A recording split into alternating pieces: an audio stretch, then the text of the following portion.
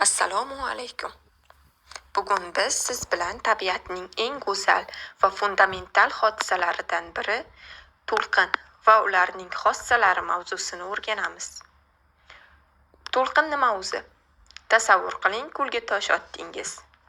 Tosh tushgan joydagi suv yuqoriga va pastga harakatlanadi. Lekin suvning o'zi qirg'oqqa qarab oqmaydi. Faqat energiya uzatiladi.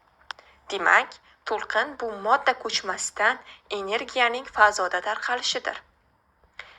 To'lqinlarni ikki guruhga bo'lamiz: mexanik va elektromagnet. Mexanik to'lqinlar tarqalishi uchun albatta havo yoki suv kabi muhit kerak. Elektromagnet to'lqinlar esa vakuumda ham, ya'ni mutlaq bo'shliqda ham harakatlana oladi, ya'ni tarqala oladi. Quyosh nuri bizga aynan shunday yetib keladi. Kundalang to'lqinlar.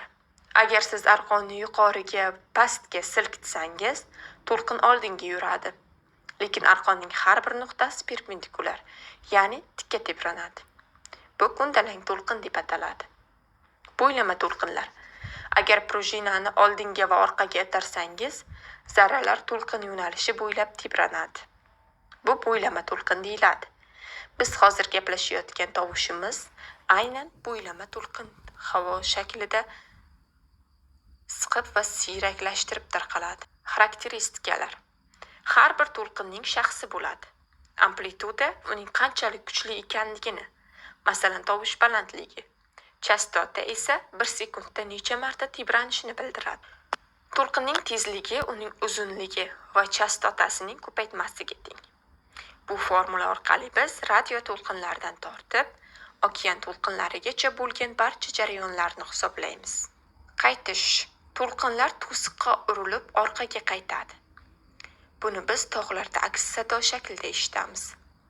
Bu xossa kemalarda okean tubini o'lchash uchun keng qo'llaniladi. Sinish.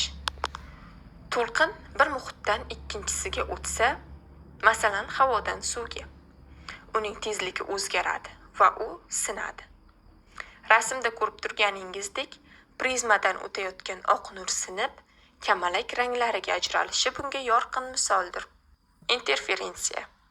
To'lqinlar bir-biri bilan uchrashganda bir-birini kuchaytirishi yoki butunlay so'ndirishi mumkin.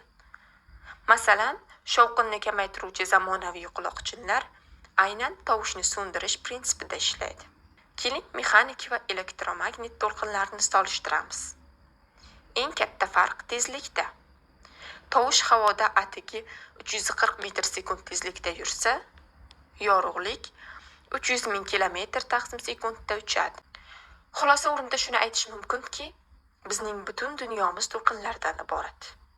Ranglar bu yorug'lik to'lqini, musiqa bu tovush to'lqini.